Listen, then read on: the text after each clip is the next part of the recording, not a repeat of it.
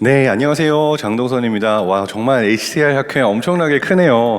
이런 자리에 초대해 주셔서 정말 감사합니다. 반갑습니다.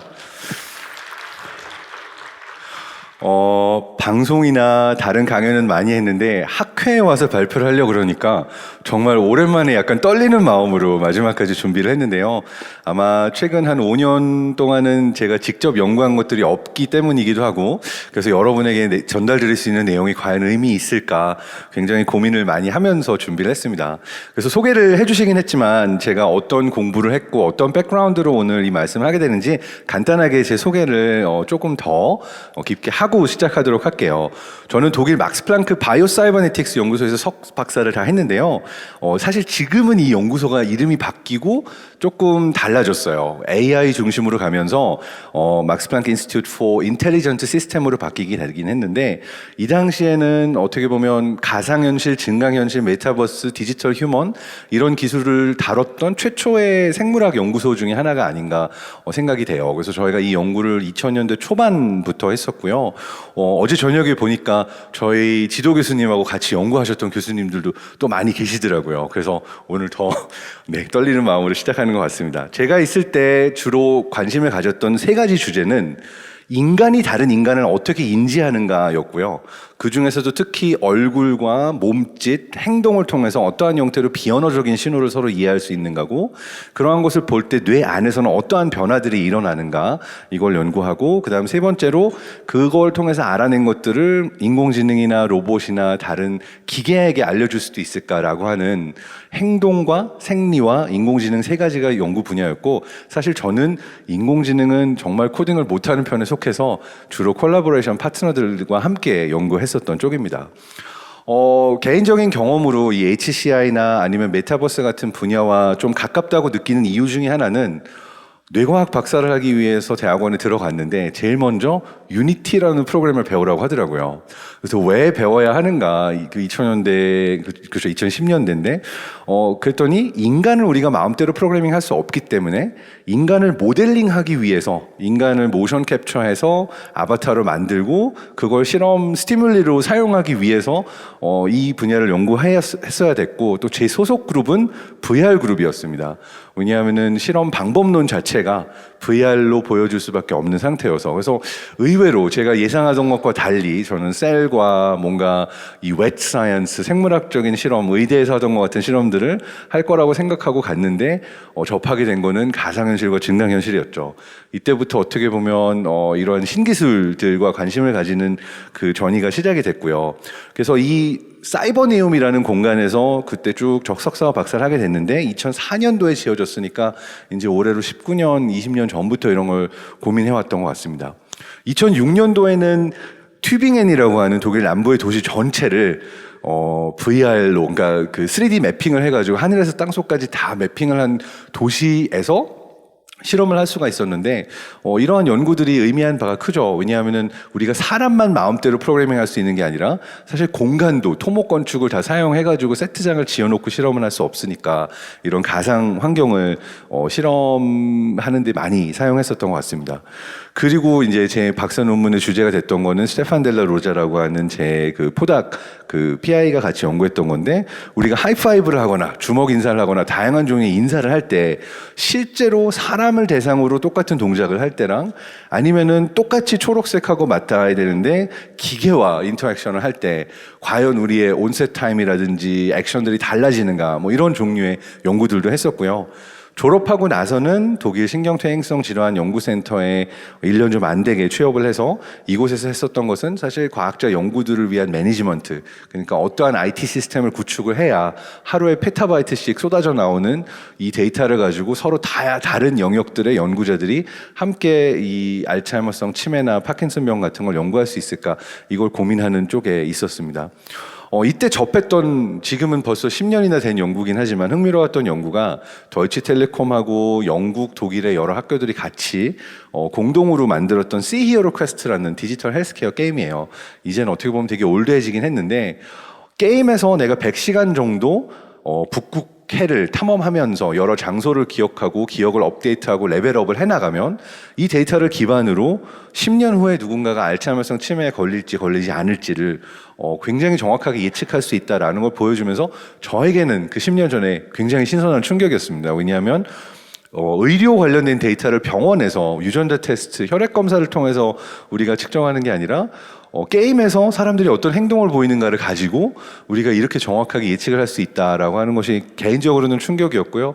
근데 이제는 이 기술도 어떻게 보면 여러 스타트업들이 가지고 나오고 있고, 또 미국 같은 경우에는 이 알츠하이머성 치매뿐만이 아니라 ADHD 같은 질병도 이제 치료하는 디지털 치료 기기라고 하라고 하더라고요. 전 디지털 테라포틱스라고 알고 있는데, 네, 이 영역에서 또 많이 뜨고 있는 영역입니다. 그래서 이쪽 연구를 하다가 한국에는 2017년도에 들어왔고요. 그때부터 이제 논문은 나오지 않고 있었고, 현대자동차그룹에서 네, 미래기술 전략팀장까지 하고 4년 좀 안 되게 있다가 이제 퇴사해서 지난 2년 동안은 이제 유튜버로도 활동을 하고요. 장동선의 궁금한 네, 오늘 뭐 재밌거나 의미가 있다고 생각하시면 구독, 팔로우 감사합니다. 네, 그렇지만 지금은 휴면 중이고요.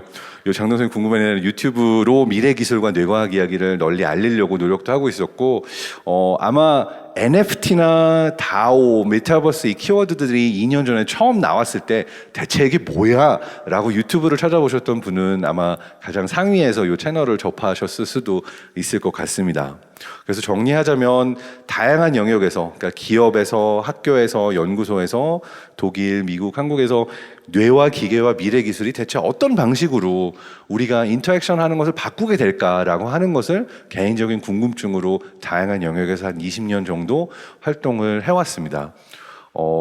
그러니까 이제 휴먼 컴퓨터 인터랙션, HI 학회랑은 굉장히 접점이 또 많은 것 같기도 하고, 그래서 굉장히 기쁜 마음으로 여기 서게 됐습니다. 오늘 그 시작은 약간 본질적인 질문으로 던지려고 하고요. 강연의 목차를 미리 말씀드리면 크게 두 파트입니다. 하나는 과연 인간이란 어떤 존재이고 인터액션을 할 때 뇌에서는 어떤 일들이 일어날까라고 하는 것이 하나의 질문이고, 두 번째 질문은 미래의 인터액션은 그렇다면 과연 어떻게 바뀌게 될까라고 하는 두 파트로 나눠봤습니다. 첫 번째 파트는 아마 많은 분들이 고민했던 걸 수도 있는데요. 우리가 휴먼 컴퓨터 인터액션이라고 그러면 인간과 기계의 인터액션이잖아요. 근데 인간과 기계의 인터액션이라는 것을 우리가 기계와 기계가 인터액션 하듯이, 또는 인간과 인간이 인터액션 하듯이 디자인하기가 어렵습니다. 그 이유는 아마도 인간이 기계와 근본적으로 다른 부분들이 있기 때문일 텐데요. 물론 근본적으로 다른 부분은 많겠죠. 한쪽은 생물학적인 시스템이고 한쪽은 기계적인 시스템이라는 것도 있고, 한쪽은 노이즈가 굉장히 많은 시스템이라는 부분도 있고, 여러 가지가 있겠지만 조금 더 상위 레벨에서 우리가 이야기하게 되면 인간의 뇌, 기계 두 가지가 다르지 않은가? 감정이라는 것이 있고, 그 다음에 스스로를 인지할 수 있는 메타인지 능력이 있다라는 게 다르지 않을까라고 하는 답으로 많이 귀결이 되는 것 같아요. 이 질문을 던지면. 근데 이 두 가지 능력이 다 생겨나게 된 계기는 딱 하나입니다. 인간의 뇌가 깨어있는 동안에도 자는 동안에도 가장 많이 하고 있는 것은 다른 뇌를 생각하고 예측하고 이해하고 공감하는 이 행위를 계속해서 하고 있어요. 그러니까 사실 우리가 어떤 고객에게 좋은 서비스를 제공한다, 고객의 뇌를 예측하고 있는 거고요. 내 상관한테 좋은 점수를 받고 싶다, 교수님한테 좋은 점수를 받고 싶다, 문제 출제자의 의도를, 내 상관의 의도를 우리는 해석하고 있는 거고, 누군가한테 사랑받고 싶다, 우리 아이가 잘 컸으면 좋겠다, 이 모든 것들도 결과적으로 따지고 보면 본질적으로는 다른 뇌가 어떻게 생각하고 판단하는지를 예측하는 행위를 우리는 늘 하고 있는 거죠. 그리고 실제로 우리의 뇌가 스스로를 인지하는 능력이 생긴 것도 처음에 에고라는 것이 생긴 것이 아니라 다른 존재가 나와 같다고 태어나서 한 1살 정도, 2살까지 아이들은 생각하거든요. 그래서 그 이후에도 보면은 엄마 이 포켓몬은 막 얘기를 하면은 나는 그 포켓몬이 뭔지 모르는데 자신의 머릿속에서 아기가 업데이트가 된 지식은 주변에 있는 사람도 자동으로 업데이트 됐을 거라고 생각을 하는 거죠.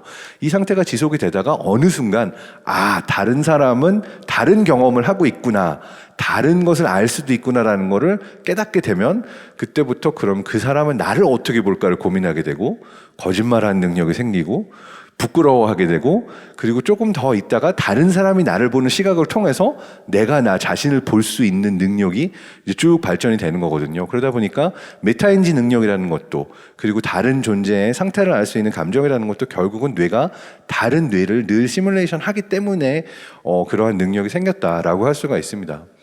그래서 제가 이제 접근하던 또는 그 10년 넘게 연구하던 분야에서 사실 이거를 정리해 주신 분이 있는데, 막스 플랑크 연구소 뮌헨 쪽에 있었던 레오 실바ха 교수님입니다. 독일의 이제 카이 포겔라이라고 하는 교수님 밑에서 같이 공부하고 논문도 냈었는데, 이분이 이제 세컨드 퍼슨 뉴로사이언스라는 개념을 한 10년 전쯤에 내서 아마 읽고 알고 계시는 분들도 계실 거예요. 이걸 한국말로 하게 되면 그 2인칭 뇌과학이라고 할 수가 있어요. 근데 저는 이것이 뜻하는 바가 그 인터랙션에 있어서 굉장히 크다고 생각합니다. 자, 2인칭을 얘기하려면 1인칭하고 3인칭을 잠깐 정리를 해야 될 텐데요. 1인칭 뇌과학은 수백 년, 수천 년 동안 수없이 많은 철학자들과 인문학자들이 이야기하는 내가 생각해보니까 나는 존재하더라, 또는 나는 이런 존재구나 라고 스스로에게 물어보는 것이 1인칭 뇌과학이라고 얘기할 수가 있어요. 사실 마케팅에서 포커스 그룹 인터뷰를 하거나 이 제품이 나오면 사시겠습니까? 디자인이 멋있다고 생각하십니까? 물어보는 것 역시도 1인칭 뇌과학에 기반한 거죠. 왜냐하면 한 사람이 자기 스스로에게 물어보고 답하는 거니까. 근데 실험해보신 분들은 알겠지만 6,000원에 되게 좋은 디자인의 제품이 나와서 사람들은 살 거라고 했는데 막상 시장에 나오니까 안 사요. 이런 경우가 비일비재합니다. 그 이유는 우리가 명시적으로 스스로에 대해서 돌아보면서 생각해서 낸 답과 우리가 행동으로 직접 액션으로 내는 답들이 다르기 때문인 거죠. 그래서 뭐 이 다니엘 캐너먼 교수님의 시스템 1, 시스템 2로 설명하기도 하고, 우리가 이제 무의식, 의식으로 설명을 하기도 하고 다양한 모델들이 존재하지만, 인간들이 이제 스스로 자기 자신에게 질문해서 낸 답이 실제로 이 사람의 행동과 판단과 일치하지는 않는다라는 문제가 1인칭 뇌과학에서 많이 있는 문제고, 또 하나는 개인차가 있기 때문에 이 철학자는 이렇게 생각하고 이 사회학자는 이렇게 생각하지만 그 답을 나는 공감할 수 없는 경우들도 있죠. 그래서 1인칭의 한계는 우리가 모두가 다 알고 있을 거라고 생각이 됩니다. 그래서 1인칭 뇌과학에서 3인칭으로 가게 된 게 어떻게 보면 지금의 빅데이터와 과학의 많은 방법론의 발전이라고 할 수가 있어요. 왜냐하면 3인칭이라는 거는 이 사람에게 물어보지 않고도 내가 충분히 많은 데이터가 있으면, 아, 이 사람은 이런 판단을 했고 이러한 의도를 가졌을 것이고 보통 이러한 상황에서 이렇게 선택을 한다라는 걸 우리가 예측할 수가 있는 거죠. 그래서 3인칭적인 시점에서 뇌를 접근하는 많은 사람들은 뇌를 기계와 비슷하게 생각하고 내가 뇌 안의 알고리즘을 알기만 하면 된다고 생각하고, 그 다음에 굉장히 많은 수의 데이터만 모이면 된다고 생각을 합니다. 틀리진 않아요. 지금 우리가 잘 알고 있는 챗GPT나 LLM 같은 그런 경우도 사실은 굉장히 많은 데이터가 쌓이니까 우리가 인간이라고 생각할 수밖에 없는, 납득할 수 있는 답들이 나오는 거죠. 그렇지만 이걸 이제 개인의 뇌와 집단의 뇌, 그리고 전체 집단에서 나온 데이터로 본 뇌를 좀 구분할 필요가 있는데, 2인칭 뇌과학이라고 하는 것은 무엇을 이제 집어서 얘기하냐면, 인간의 뇌가 항상 같은 상태가 아니라 굉장히 다양한 내가 내 안에 있고, 내가 의식적으로 생각하는 나와 그냥 본능적으로 판단하는 나와, 우리 엄마랑 같이 있을 때 나와, 내 실험 피험자들과 함께 있을 때 나와, 교수님이 있을 때 나와 교수님이 없을 때 내가 다 다른 존재다. 진짜 다르다. 나는 사실 지각 학습 능력, 발표 능력이 좋은 사람인데 교수님만 서 있으면 그 능력이 내려간다. 이러한 것들도 역시 어떻게 보면은 2인칭 뇌과학이라고 할 수가 있는 건데, 이것을 모델링할 수 있는 방법론 같은 것들을 이제 같이 일하던 이 그룹에서는 굉장히 많이 고민을 해왔습니다. 왜냐하면 나는 항상 같은 존재가 아니라 누구와 인터랙션을 하느냐에 따라서 내가 세상의 여러 신호들을 다르게 인지한다라는 것을 이제 강조하는 그러한 뷰라고 할 수가 있는 거죠. 정설이라기보다는 지금은 많이 받아들여지고 있지만 새로운 가설 쪽이라고 보는 것이 맞을 것 같긴 합니다.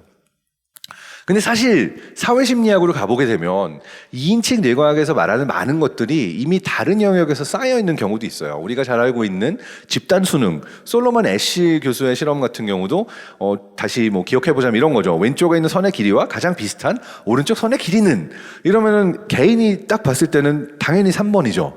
근데 이 한 테이블에 모여있는 사람들을 한 방 안에 가둬놓고 미리 짜고 1번한테 물어보니까 내 왼쪽에 있는 선의 길이 2번입니다. 두 번째 사람도 2번입니다. 2번, 2번, 2번 9명이 아주 당당하게 답을 하고 나서 마지막 영문을 모르는 세 번째한테 자, 왼쪽에 있는 선의 길이와 비슷한 오른쪽 선의 길이는 몇 번이죠? 하고 2번이라고 답했던 9명이 일제히 나를 쳐다보는 거죠. 자, 이 순간 이 사람은 과연 2번이라고 답을 할까요? 3번이라고 답을 할까요? 실험 결과에 의하면 혼자 있을 땐 당연히 3번으로 보지만 2번이라고 답하는 사람이 대략 60%, 70%가 됩니다. 이게 되게 유명한 집단 수능 실험이었죠. 근데 여기까지는 어떻게 보면 그렇지 뭐 남들이 그러면 나도 그럴 것 같아 납득할 수가 있겠지만 여기서 이제 한 걸음 더 가서 80년대에 러시아계 프랑스 심리학자 한 분은 이런 상상을 한 거예요. 만약 모두가 2번이라고 말을 하는 순간 그 선의 길이가 조금 짧아 보이진 않았을까 실제로. 근데 이제 선의 길이는 대보면 나오니까 이걸 색깔로 연구를 했어요. 그래서 파란색, 초록색의 스펙트럼을 주고 요 오른쪽 위, 뭐 상위에 있는 95%의 사람들이 파란색이라고 말하는 색을 주고 똑같은 실험을 한 거죠. 10명을 한 방에 모아놓고 이 사람들이 파랑이라고 말을 안 하고 초록이라고 말하는 거예요. 초록, 초록, 초록, 초록, 초록. 마지막 사람은 그냥 혼자 있었다면 파랑으로 보였겠지만 앞에 사람들이 전부 초록이라고 말한 다음에 정말로 뇌에서 초록이라고 인지를 할까? 아니면 말만 초록이라고 하고 실제로는 파랑을 보고 있을까? 궁금하잖아요. 자, 근데 여기서 문제는 아까 말했던 물어봤을 때 그 답으로 알 수 없다는 게 있어요. 남들이 다 초록이라고 그러니까 초록이라고 답한 사람이 뭐 아니요 정말 초록이라고 보이는데요 라는 걸 믿을 수가 없잖아요. 그러니까 되게 스마트한 실험을 설계를 했습니다. 뭐냐면 아답테이션 애프터 이펙트라고 그래서 빨간색을 계속 보고 있다가 하얀색으로 넘어가면 초록색 잔상이 남고요. 그 다음에 초록색을 계속 보고 있다가 하얀색으로 넘어가면은 빨간색 잔상이 남습니다. 계속 보고 있으면 아마 아시는 걸 거예요. 이렇게 넘어가면은 잔상이 남아요. 그 하얀색이지만 두 색이 묶여있기 때문에 반대색의 잔상이 남도록 되어 있는 건데 이걸 이용해서 아까 스펙트럼에서 사람들이 다 초록이라고 말을 하고 나는 파랑이 보이는지 그러면 이제 보이는 잔상은 오렌지색으로 보이겠죠. 아니면 정말로 내 뇌에서 색의 변화가 일어나서 사람들이 다 초록이라고 말한 다음에 내가 초록이라고 보인다. 그러면은 잔상을 빨간색이라고 말하겠죠.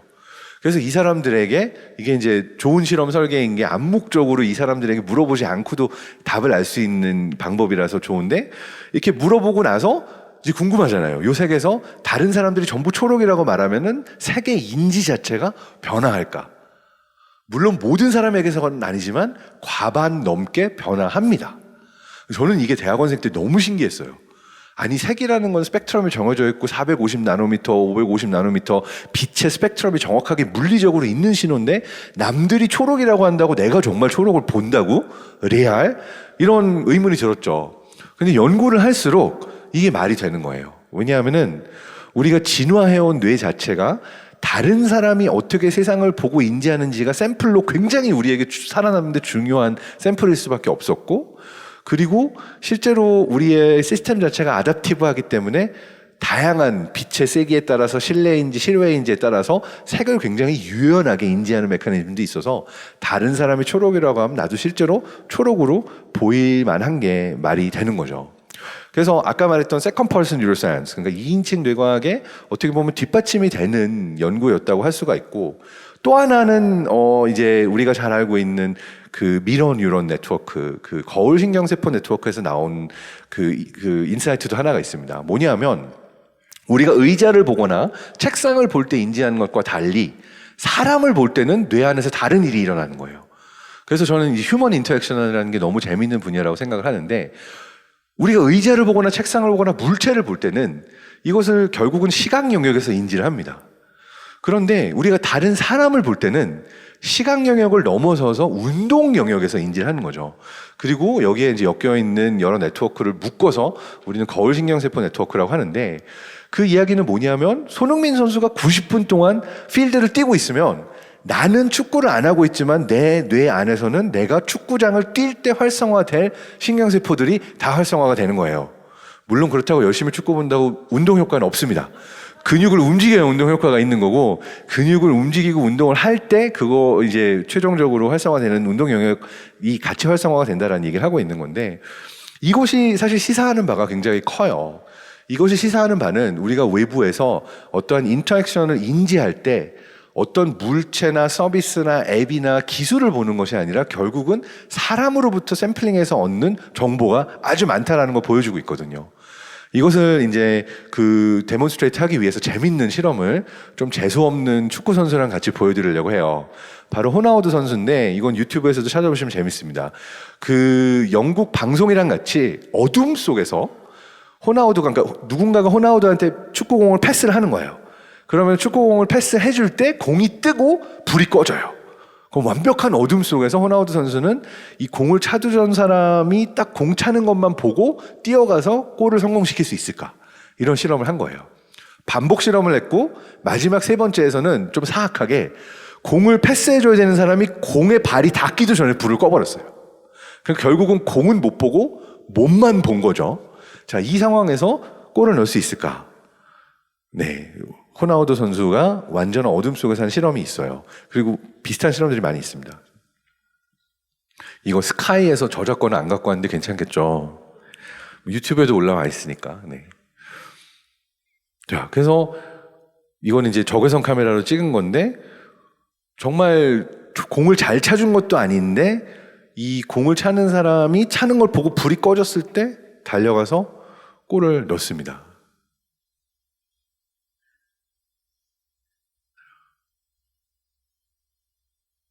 비슷한 실험을 이제 막스 플랑크 연구소에 있을 때 저희 다른 박사과정이랑도 했었는데 탁구로도 했었어요. 탁구 공, 탁구채, 손 그리고 몸 이걸 각각 보여주고 안 보여주게 한 다음에 가는 건데 이 경우에도 몸을 봐야지만 공을 예측할 수가 있어요.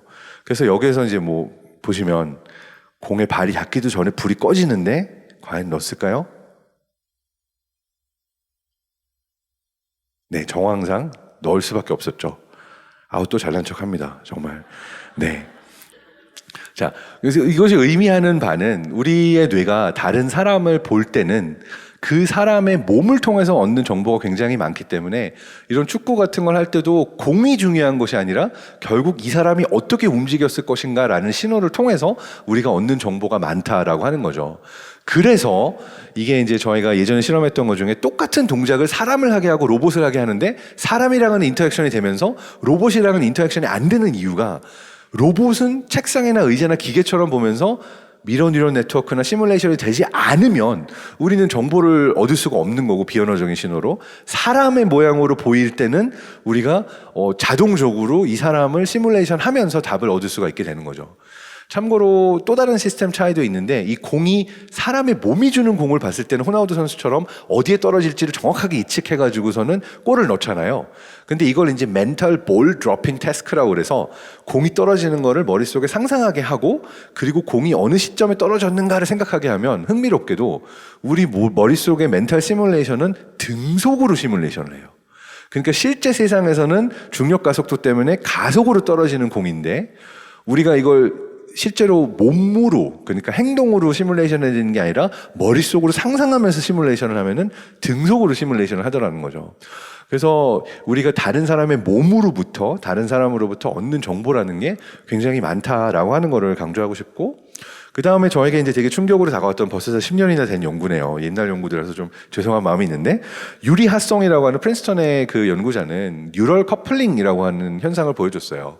뭐냐면 저처럼 지금 강연을 하고 있는 사람의 말을 듣고 있을 때 말을 하는 사람의 뇌와 듣는 사람의 뇌를 뭐 EEG라든지 fMRI라든지 이런 형태로 우리가 실제로 실험을 하게 되면은 말하는 사람과 듣는 사람의 뇌파가 일치하는 형태로 파장이 싱크되더라는 거예요. 근데 물론 말하고 듣는 시간차는 있으니까 6, 7초 정도의 시간차는 있지만 내가 어떤 사람의 이야기를 들으면서 그렇구나 끄덕끄덕 하면서 이해하고 공감하는 순간 뇌 안에서 전반적인 이 뇌파의 패턴이 싱크가 된다라고 하는 걸 뉴럴 커플링으로 보여줬고 뉴럴 커플링을 선생님과 학생으로도 연구를 한 게 작년 2020년도에 페이퍼로 나왔습니다. 그래서 인터서브젝트 코렐레이션을 보게 되면 노란색이 일치하는 부분을 보게 됐는데 거의 뇌 전체에서 이 뉴럴 커플링 현상이 일어나는 걸 볼 수가 있죠. 이것이 이제 의미하는 바는 우리가 학습을 한다라고 할 때 해마를 통해서 단기 기억, 장기 기억으로 가지만 정보를 스토어하고 프로세싱하는 거는 뇌 전체가 관여를 하고 있는데 우리가 누군가 다른 사람을 이해하고 공감하고 예측하는 과정에 있어서 내 뇌를 최대한 다른 사람의 뇌와 비슷하게 만들려는 이러한 종류의 커플링 현상이 일어난다라고 하는 걸 보여주고 있죠. 너무 다른 사람 연구들만 보여드린 것 같아서 제가 했을 때 마지막 연구도 있는데, 저는 이때 그 춤으로 연구를 했어요. 제가 궁금했던 거는 살사나 스윙이나 탱고 같은 파트너 댄스를 출 때 내가 리더 입장에서 추는 춤과 팔로워 입장에서 그 같이 추는 춤이 같은 춤이 아니잖아요. 그러니까 거울신경세포 네트워크처럼 똑같은 춤이 아니라 나는 리드를 다르게 하는데 팔로워를 다르게 하지만 굉장히 빠른 비트의 음악에 따라서 실시간으로 업데이트가 되는데, 나는 과연 다른 사람의 정보를 그냥 퍼셉션하고 액션 해가지고 맞추는 건가? 그러니까 기본 시스템이 나를 중심으로 돌아가는가? 아니면 마치 다른 내 파트너의 몸까지도 내 몸의 일부인 것처럼 뇌가 시뮬레이션을 할까라고 하는 질문을 가지고 있었어요. 방법론에 있어서는 아답테이션 패러다임이라는 걸 써서 이제 특정 동작을 계속 보여주면서 그 동작의 상호 보완적인 그 동작에게까지 뇌의 변화가 일어나면 그 동작이 하나의 표상으로 이제 하나의 패턴으로 연결되어 있다라고 본 거고, 특정 동작을 보여줬는데 이 동작과 관계가 없는 다른 동작에는 뇌가 따로 반응을 하게 되면은 그것은 이제 제각각 시뮬레이션을 하고 있다라고 볼 수가 있는 건데, 흥미롭게도 요 아답테이션 애프터 이펙트가 보여주는 바는 우리가 무언가 던지고 받고 또는 춤을 같이 추고 하는 행동을 할 때 나의 파트너와 내가 마치 한 몸이 된 것처럼 뇌는 시뮬레이션을 하고 있더라 라고 하는 내용을 시사하는 그런 결과가 나왔습니다. 사실 이거를 행동경제학에서도 되게 흥미롭게 그 가설을 세운 분들이 있는데, 영국 UCL의 이제 크리스 프리드, 우타 프리드 교수님이 썼던 논문 중에는 we 모드라는 게 있어요. I, 나, we.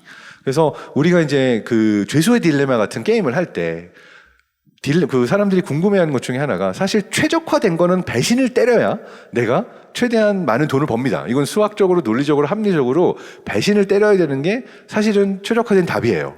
근데 세계 어느 문화권에 어디에 가서 얼마나 많은 돈을 걸어도 사람들은 배신 때리기보다는 협력하는 쪽을 더 많이 선택해요. 이게 굉장히 알쏭달쏭한 부분이었어요. 중국이나 에티오피아 같은 데 가서 1년 교수 월급이라는 엄청난 돈을 걸고 게임을 해도 배신을 하기보다는 협력하는 쪽이 더 많은 거죠. 근데 여기에서 이제 하나의 가설로 나왔던 것이 뭐냐면, 이게 왜 배신이 최적화된 답이라고 솔루션이라고 생각을 하냐면 객체를 중심으로 생각하기 때문인데, 사실 우리 뇌는 나랑 게임하고 있는 상대방과 나를 위 모드로, 우리로 생각하는 것이 기본 모드가 아닐까. 왜냐하면 기본 모드를 이 사람과 내가 따는 돈의 합산으로 생각하게 되면 협력하는 쪽이 최적화된 솔루션이거든요. 그래서 우리는 무의식적으로 사실 늘 다른 사람과 위 모드로 움직이는 게 아닐까라고 하는 가설도 있었는데, 어쨌든 제 연구 결과와 보여드렸던 여러 가지를 합산해보면 어쨌든 우리의 뇌는 한 사람 한 사람의 개체를 중심으로 돌아가기보다는 늘 다른 사람을 시뮬레이션하고 다른 사람의 상태를 내가 흉내를 내는 형태로 엮여있는 내 뇌 속에 또 다른 여러 뇌가 들어와 있는 형태로 우리는 인터랙션을 하고 있다 라고 얘기를 할 수도 있겠죠. 그래서 내가 어떤 존재인가라고 하는 것을 예전에는 선천원, 호천원으로 많은 사람들이 논의를 했습니다만, 이제는 내가 생각하는 나와 남이 보는 나가 계속해가지고 이 무한 루프에서 업데이트가 되면서 내가 어떤 존재인다라고 하는 것이 정해지는 것이라고 대부분의 학자들이 동의를 합니다. 그래서 결과적으로 이 인터액션이라는 것이 굉장히 중요하고, 이것이 그냥 단위 자체가 한 개인의 단위로서 중요한 것이 아니라 사실은 우리 모두가 어떤 집단 유기체에 가까운, 그러니까 어떻게 보면 개미군집이나 벌군집에 가까울지도 모르겠다라는 상상들까지도 여러 학자들이 하고 있는 거죠. 그래서 이 첫 번째 파트의 그 메인 핵심 내용을 정리하자면, 인터랙션이라는 것은 나라는 존재가 어떠한 존재고 인간은 어떤 존재인가라고 하는 데 있어서 생각보다 굉장히 핵심적이고, 그 이유는 각 뇌와 뇌의 연결이 너무나 중요하고 우리에게 기본 모드로 존재하기 때문이다라는 얘기를 하려고 했습니다. 여기에서 한 가지를 더 덧붙이자면, 우리가 이제 변화와 혁신 얘기도 많이 하고 창의성 얘기도 많이 하잖아요. 근데 재밌는 연구가 있습니다. 2007년도에 하버드 메디컬 스쿨에서 사람들에게 과거의 어떠한 경험을 떠올리게 하고 그 경험과 관련되어 있는 미래의 어떤 이벤트를 상상하게 했어요. 그 퓨처 이벤트를 프로스펙티브 띵킹을 통해서 내가 이제 미래를 상상하게 하고, 그 다음에 내가 경험했던 거를 과거를 이제 상상하게 했는데, 흥미롭게도 뇌 안에서 활용하는 영역들이 거의 일치합니다. 이게 어떻게 보면 슬픈 얘기예요. 모든 개인 한 사람 한 사람한테 아이디어를 짜내봐, 새로운 아이디어를 내봐, 미래를 상상해봐 했을 때 내가 상상하는 미래는 필연적으로 내가 학습하고 경험한 과거로부터 분리될 수 없다라는 걸 시사합니다. 그러니까 내가 아무리 열심히 미래를 생각해도 결국 내 깜냥인 거예요. 내가 공부하고 학습하고 내가 경험한 나의 경험을 벗어나기가 기본적으로 어려운 거죠. 왜냐하면 뇌가 미래를 예측하기 위해서 활용하는 뇌 영역들은 과거에 학습된 지식들과 경험들을 프로세싱하는 거를 사용해서 미래를 시뮬레이션 하기 때문이죠. 어떻게 보면 당연한 얘기일 수도 있고.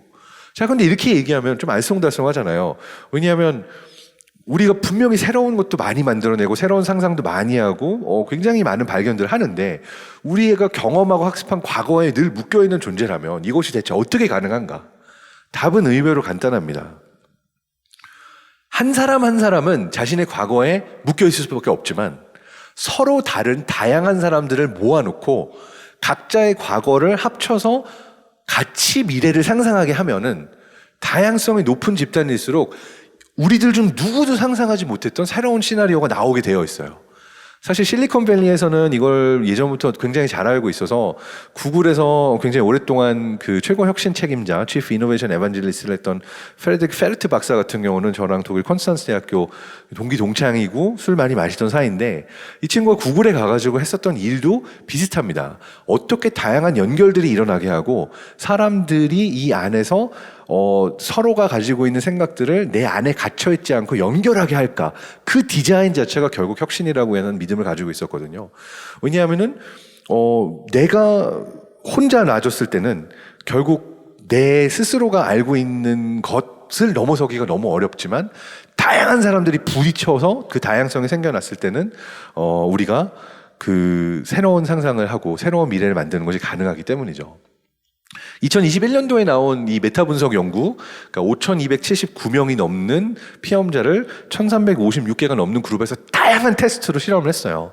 근데 결국 이 연구, 메타 분석 연구는 뭐 썸머리 하자면 저는 두 가지 포인트를 보는데 하나는 집단 지성이 어떠한 뛰어난 개인보다 거의 항상 이깁니다. 시간이 길어지면 길어질수록 늘 그렇죠. 사실 일론 머스크나 스티브 잡스도 그걸 알고 있어서 자신에게 딴지를 걸고 자신에게 새로운 시각을 줄 수 있는 사람들을 항상 곁에 두려는 노력들을 많이 해요.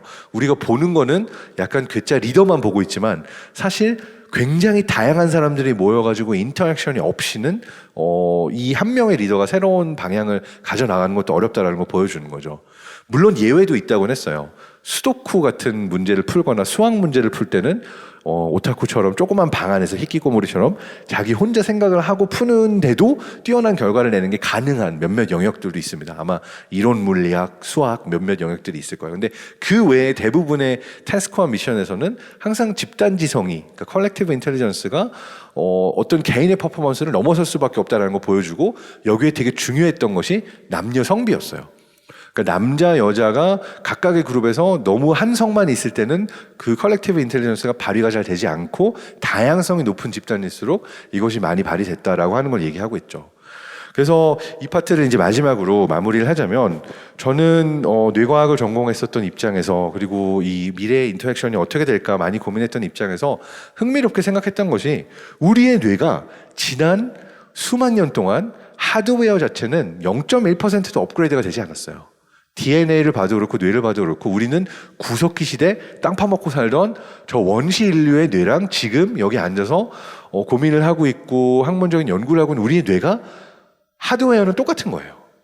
그렇지만 우리가 이룩한 지식과 우리가 만들어낸 많은 것들은 너무나 엄청난데 이것들은 어떻게 이루어질 수 있었을까? 결국은 어떠한 시스템으로 뇌가 연결되는가 자체가 우리의 진화를 만들어서 우리는 이미 바이올로지컬 에볼루션에서 컬처럴 에볼루션으로 넘어간 존재인 거죠. 그래서 첫 번째 거대한 혁명은 활자를 통해서 글을 읽고 쓰는 능력, 그리고 글을 통해서 무언가를 남기는 것이 인류 발전에 있어서 엄청난 첫 번째 혁신이었다고 할 수가 있죠. 다른 말로 하면은 글을 통해서 우리는 어떤 아이디어와 생각과 지식과 정보가 시간과 공간을 넘어설 수 있는 계기를 처음으로 준 겁니다. 내가 죽어도 나의 지식과 정보와 글은 남을 수 있게 되는 거고 멀리 떨어져 있는 사람도 내가 직접 만나서 얼굴을 보지 않아도 이 지식과 정보를 가져갈 수 있게 된 거죠. 그래서 이 시점에서 보게 되면 통신 기술이건 이동 기술이건 많은 것들이 결국은 어떠한 방식으로 우리가 공간과 시간을 극복해서 뇌와 뇌를 연결하는가로 귀결되지 않는가라고 저는 해석을 하고 있고요. 사실 이거는 굉장히 짧은 시간 안에도 그걸 반증하는 이들을 많이 볼 수 있어요. 예를 들어서 중세 시대에는 갑자기 사회 전체가 유럽에서 후퇴를 했는데 이건 일부 성직자가 지식과 정보를 전부 독점하기 시작하면서 일어난 일이고, 그리고 아프가니스탄이나 이란 같은 국가를 봐도 특히 이란 같은 경우는 굉장히 서구화되어 있어서 50년대, 60년대까지만 해도 뭐 유럽하고 비슷한 생활 수준을 자랑했는데 또 일부 극단주의자들이 들어오면서 지식과 정보가 전부 통제가 되면서 사회 전체가 후퇴하는 현상을 볼 수가 있죠.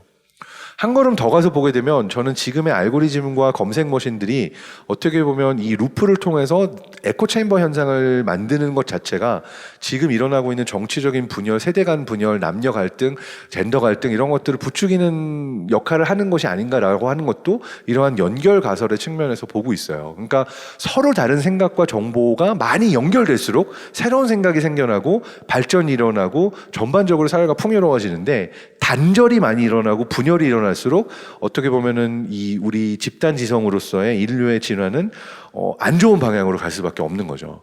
그러니까 퓨처 인터랙션을 디자인하는 데 있어서 저는 이 화두가 되게 중요하지 않은가 생각을 합니다. 어떻게 연결을 만들 것인가, 그리고 단절과 분열을 극복할 것인가. 설령 짧은 시간 안에는 이 단절과 분열이 일부 집단에게 이익을 주기 때문에 이 집단은 그러한 것을 오히려 더 많이 하려고 할 수 있어요. 종교 집단도 그랬고 정치 집단들도 그렇고, 그리고 거대 IT 기업 같은 경우에도 지금처럼 사람들에게 그들이 좋아하는 정보를 계속 리인포스하는 형태로 주는 피드백이 생기는 이유는 그것이 돈이 되기 때문이에요. 클릭을 많이 해야 되고 우리 영상을 많이 봐야 되기 때문에. 그렇지만 전반적인 사회 시스템으로 보게 되면은 그것 자체가 더 많은 분열과 단절과 어떻게 보면 코스트가 더 클 수 있다라고 생각을 저는 합니다. 그래서 결국 우리가 만들어내는 발전과 혁신과 이 모든 것들은 뇌와 뇌의 연결이다로 얘기를 하려고 하는데, 새로운 변수가 들어왔죠. 모두가 챗 GPT를 쓰게 됐고 지금 생성형 AI를 일상 속에서 사용할 수밖에 없게 됐는데, 사실은 인간과 인간의 인터랙션 사이에 매개체가, 미디에이터가 들어온 게 AI입니다. 내가 어떤 신문 기사를 보게 될지, 어떤 친구 추천을 받게 될지, 어떤 영화 추천을 받게 될지 모두 AI가 중간에서 이것을 거르고 있는 거죠. 택시가 언제 잡히게 될지, 내가 얼마나 빨리 어디로 갈 수 있게 될지, 어떤 정보를 얻게 될지, 이 모든 것을 중간에 매개체로 AI가 인터랙션을 주관하고 있기 때문에 이제는 휴먼 인터랙션을 넘어서서 알고리즘이 어떠한 형식으로 인터랙션을 가이드하고 디자인하고 만들어내는가라는 것이 가장 중요한 화두가 돼버렸습니다. 그리고 이 과정에 있어서 이제 Future of Interaction 파트로 넘어오게 됐는데, 저는 우리가 인간의 뇌와 마음에 대해서 가져야 하는 기본 그 개념 자체가 조금 더 업그레이드 돼야 되지 않나라고 생각을 해요. 그러니까 뭐냐면, 지금까지는 한 명 한 명의 개체가 내가 누구지? 라고 그러면 나의 뇌와 나의 마음, 나의 몸을 기본으로 생각했다면, 이제는 내가 어떤 존재인가를 결정하는 것이 내가 어떤 IT 툴을 사용하고 있고 어떤 알고리즘을 사용하고 있고 내가 가지고 있는 도구가 무엇인가까지도 나의 일부가 된다라고 할 수가 있는 거죠. 사실 메타버스로 넘어가게 되면 저는 이것이 굉장히 더 큰 그 의미를 가지게 된다라고 생각을 하고 있고, 사실은 이미 우리는 AI를 우리 뇌의 지능의 일부로 보면서 공진화하는 방향으로 생각해야 되지 않나라고 생각을 하고 있어요. 그러니까 이것이 단순한 툴을 넘어서서 어떻게 보면 우리에게 세상의 정보와 지식들을 필터해 주는데 끼치는 영향이 너무나 크기 때문에 결국 우리의 마음, 우리의 정신이라는 것이 기존과 다른 형태로 정의가 돼야 되지 않을까 생각을 하는데, 비슷한 이야기를 이제 철학자이자 인지과학자인 앤디 클라크는 몇십 년 전부터 해왔습니다. Extended Mind Hypothesis라고 그래서 내가 어떠한 툴을 가지고 있고 어떠한 액션의 가능성을 가지고 있는가가 결국 나라는 존재의 바운더리를 결정한다라는 이야기들을 많이 하고 있습니다. 요 연구들을 짧게 소개하면 되게 흥미로운데, 내가 과연 나의 몸에 갇혀있는 존재인가, 내 몸의 영역의 경계가 나의 피부고 나의 몸인가 라고 하는 걸 넘어서는 연구들이 굉장히 많이 나왔거든요. 많이 알려진 거는 이제 가짜 손이라고 해서 러버 핸드 일루전인데, 이거는 너무 이제 옛날 연구고 재미가 없을 수도 있어서 그냥 찾아보시면 되고, 여기서 더 가서 이제 사람들이 재밌게 실험했던 게 뭐냐면 유체 이탈 같은 현상을 연구하기 시작했어요. 시작이 된 거는 쥐리히하고 이제 스위스에 있는 피터 불고라는 연구자가 유체 이탈을 경험했다고 하는 환자 3명을 만난 거예요. 이 사람들은 내가 자고 있다 눈을 떴더니 2m 위에 떠가지고 내가 내 몸을 내려다보고 있었어 라고 하는 유체 이탈을 이야기한 거죠. 분명히 뇌에 이상이 있다 해서 뇌 스캐너에 넣고 뇌의 어떤 영역에 리전이 일어나거나 문제가 일어난 걸 봤더니 공통적으로 템포럴 파레이탈 정션이라고 하는 이 축두엽과 가까이 있는 TPJ라는 영역에 있어서 리전이 일어났고 요거를 이제 본 거죠. 그래서 설명을 했습니다. 이 사람들은 이 경험을 한 것이 이 몸에서 몸과 다양한 감각을 인테그레이션하는 영역에 문제가 생겨서 유체 이탈을 경험한 거다. 문제는 N수가 3이에요. 그러니까 케이스 스터디로는 갈 수가 있지만 일반화시키기 어렵죠. 그래서 이 러버핸드 일루전을 통해서 올라프 블랑케하고 그다음에 카롤린스카 그 스웨덴에 있는 연구소들 몇몇 그룹에서 아웃 오브 바디 일루전이라는 연구를 시작을 합니다. 뭐냐면요, 약간 VR과 관계가 있는데 똑같은 실험, 그러니까 내가 있고 헤드셋을 썼는데 헤드셋에 내 몸이 보이는데 내 몸 2m 앞에 보이는 거예요. 그리고 누군가가 내 머리를 툭 치면은 저 앞에 있는 내 몸이 움직여요. 그러니까 이게 실시간 연동이 일어났는데 내 몸에 일어나고 있는 모든 일을 시각적으로는 2m 앞에 있는 내가 경험을 하는 현상을 1분 정도 보고 있으면은 뇌가 착각을, 일루전을 일으키면서 내가 그 안에 들어가 있다라고 셀프가 시프팅을 합니다. 그러니까 러버핸드 일루전에서도 마찬가지로 그렇고 여기서도 일어났는데, 여기서 너무 재밌는 거는 세웠다가 앉혔다가 눕혔다가 엎드렸다가 누워가지고 결국 일루전이 어떻게 일어나냐면 누워서 2m 위에서 내가 나를 내려다보는 형태의 일루전이 생길 수 있게 만든 거죠. VR을 통해서.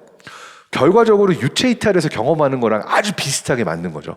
내가 유체 이탈이 일어났을 때 어느 시점에 내가 있다고 생각해서 내려본다라고 하는 것을 만들었더니, 이것을 경험하고 있는, 일루전을 경험하고 있는 사람의 뇌에서 모듈레이션 되는 부위가 그 TPJ라고 하는 그 실제로 유체 이탈을 경험했던 환자들의 뇌에서 같은 영역에 활성화다. 그래서 결국 나는 내 몸 안에 있는 것이 아니라 내 몸 밖에 있는 다른 곳에 들어있다라고 뇌가 착각을 일으키게 하는 것이 가능하다라는 걸 보여준 연구입니다. 이걸 이제 상상하면 최근에 나온 아바타 같은 영화가 떠오르는 거죠.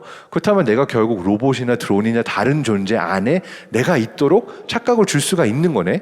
결국 멀티모달로 시점과 움직임과 모든 것들이 뇌가 이게 현실이다라고 믿게 되면은 마치 에반게리온처럼, 너무 옛날인가요? 내가 어떤 다른 존재 안에 들어있도록 착각을 일으키는 것이 가능하다. 그러니까 결국 나의 몸의 경계는 나의 몸을 넘어서게 만든다라고 하는 걸 보여줄 수가 있는 거죠. 요거를 이제 연구하던 그룹들이 저랑 이제 친하게 같이 이제 학회를 자주 하고 친하던 그룹들인데, 멜 슬레이터라고 하는 바르셀로나에 있는 정말 천재 괴짜 교수님이 있고, 그리고 이제 영국에서 연구하는 몇몇 연구자들이 있습니다. 여기에서는 이러한 것들은 이제 조금 다르게 활용을 하면서 어떤 것도 했냐면, 내가 내 몸이라고 믿게 만드는 존재를 나랑 전혀 다른 존재로 만든 거죠. 예를 들어서 인종차별주의자, 백인 우월주의자한테 거울처럼 스크린을 보여주고 흑인의 얼굴이 자신의 얼굴이라 믿게 만든 거예요. 그럼 되게 짜증을 냅니다. 근데 내가 이 실제로 몸으로 경험하고 거울로 봤을 때, 그리고 누군가가 만졌을 때 내 몸처럼 느껴지게 만드는 이 일루전을 경험하고 나면은 그 차별과 편향이 줄어들더라라는 거를 보여주는 거죠.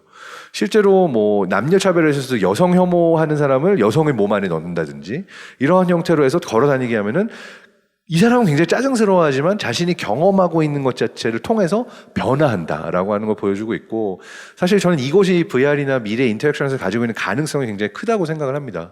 감동적으로 봤었던 이제 삼성이 그 서포트했었던 영화제 한 곳에서, 그 이머시브 영화제에서 뉴욕에서 어떤 게 있었냐면, 시리아 난민들이 있는 1000명이 넘게 이제 1000km를 넘게 걸어왔던 그 난민촌에 들어가서 360도 VR 카메라로 사람들에게 이걸 보여준 거죠.